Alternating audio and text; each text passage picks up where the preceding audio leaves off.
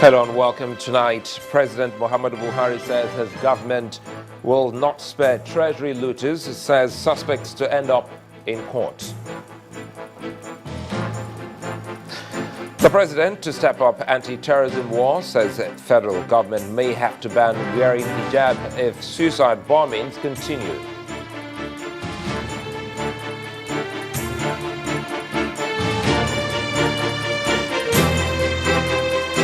DSS again arrests Colonel Sambo Dasuki minutes after being released from Kuje prisons in Abuja. Kano State government considers amnesty for cattle rustlers. Government and rebel battles for the control of some strategic towns in southern Syria.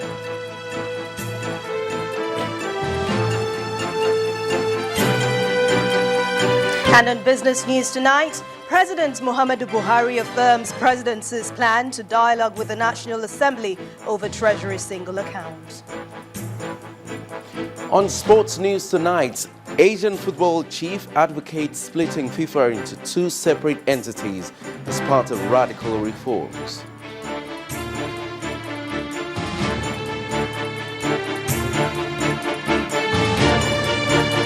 The president rejects calls for devaluation of the naira, says it's not a solution for Nigeria's problems.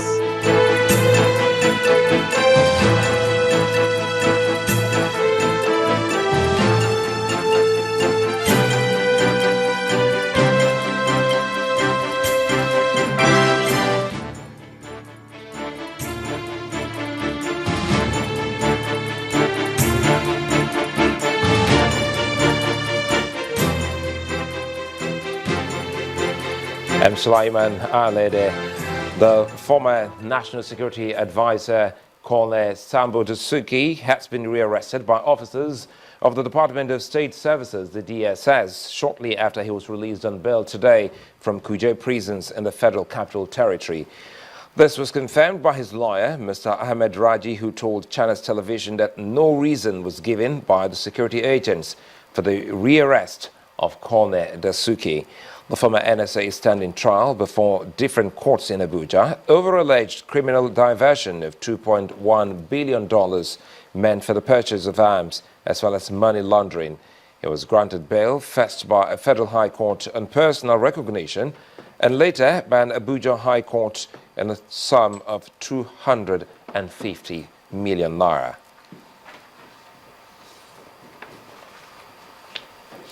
In keeping with his resolve to reposition Nigeria's military for greater effectiveness, the Chief of Defense Staff, General Gabriel Olonishaki, has begun a restructuring of the defense headquarters. To this end, the CDS has established the Office of Campaign Planning, Coordinating Center for Naval Component, Theater Commander and Deputy in Operation Lafia Dole, as well as Theater Media Office to coordinate the operational activities of the armed forces.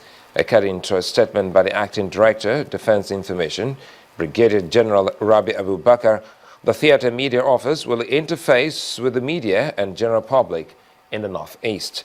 The CDS affirms his commitment to indivisible Nigeria, stating that the military will continue to fight for the unity of the country.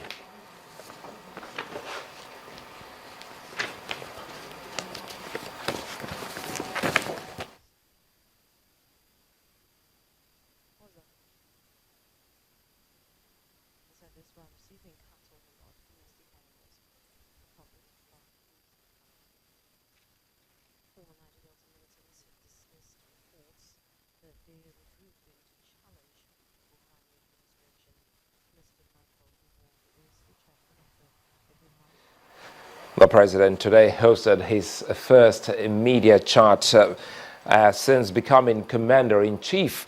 Answering questions from journalists at the presidential villa this evening, President Muhammadu Buhari said his government will up the ante in the fight against corruption. He emphasized that those who have already been identified as looters of the National Treasury will be prosecuted in the courts with the evidence available to government. We have been lucky to find some documents where public funds were diverted into personal packets. We have some documents where Nigerian crude oil was lifted illegally, and the proceeds were put into some personal accounts instead of the federal government accounts.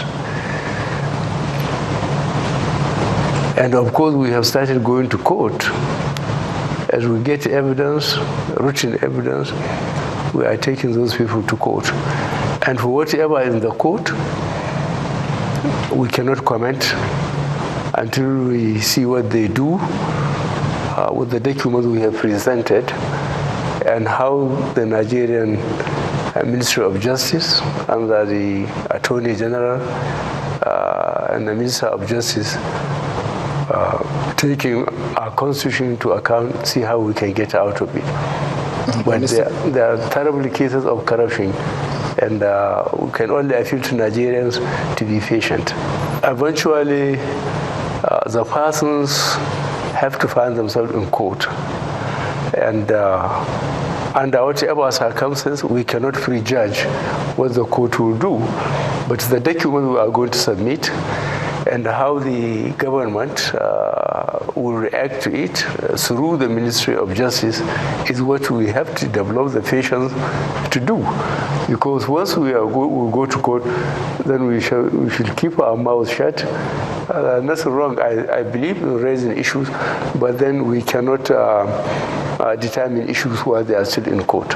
Does that mean that no money has been recovered from the stolen funds? Money has been recovered, but the fact that we are over 7 months since he assumed office, and here is forced media chat. Let us start, Mr. President. And the first set of questions are on anti-corruption war, an area President Muhammadu Buhari had from inception promised to fight hard.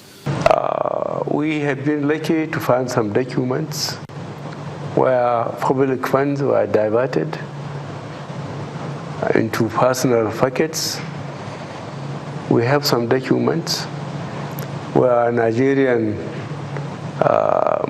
crude oil was lifted illegally, and the proceeds were put into some personal accounts instead of the federal government accounts. And of course, we have started going to court. This time around, I assure you, we are not going to put anybody above the law. Running a transparent government may be the president's promise several months ago. When he was asked about declaring his assets like he promised, the president says he has done so, and several times too. I mentioned which banks I borrowed money and developed which plot I was given. I declared, I could even remember declaring the number of cattle I had then and cars. And what about his cabinet members? I don't think I tolerate corruption. I don't think I have picked anybody that I know would embarrass my government. But if you have got any evidence about any of my ministers, I accept the responsibility for the 36 ministers I have. They are supposed to declare assets. I don't have to line them up. They know they have to declare their assets. Security was another major aspect of the conversation. Finding the over 200 Chibok girls is at the center of it, and also finding permanent solutions to insecurity, the president says, is his major goal. Hijab will have to be banned. If this continues, it has to be done because it's the safety of people generally. And because the indoctrination they go through to kill themselves, because that's the ultimate. If people don't mind losing their life, that's extremely serious. There is no firm intelligence where those girls are physically and what condition they are in. We insisted on establishing the bona fide of the so-called Boko Haram leadership before we can agree to negotiate with them on what terms would they release the gas. In the face of a troubled economy, issues on the valuation of the currency, removal of subsidy, fixing infrastructure and budget issues were brought to the table. Even when it does not support a matter, the president had to say it. I support devaluation. Personally, I don't want to be convinced. If you devalue the naira, against what? Against the dollar? Downturn the petroleum industry, very unfortunate developments for this government. But they are a reality of the situation which we Nigerians have to face. And then the previous budgets, you please check your records. Over 90% were overhead. Which country can develop without capital projects? It is an opportunity to clear the air about critical national issues. Choosing to do the media chat 2 days before the end of the year might be a good idea, but what is left to be seen is just how the president's thoughts will translate into positive actions in the lives of Nigerians in the new year. From different parts of the world. Seun Wakimbaloye, Channels Television News. In part 2, after the break, leader of the House of Representatives, Femi Gbajabiamila, gives the indication that the House may embark on another constitutional amendment process. Do stay with us.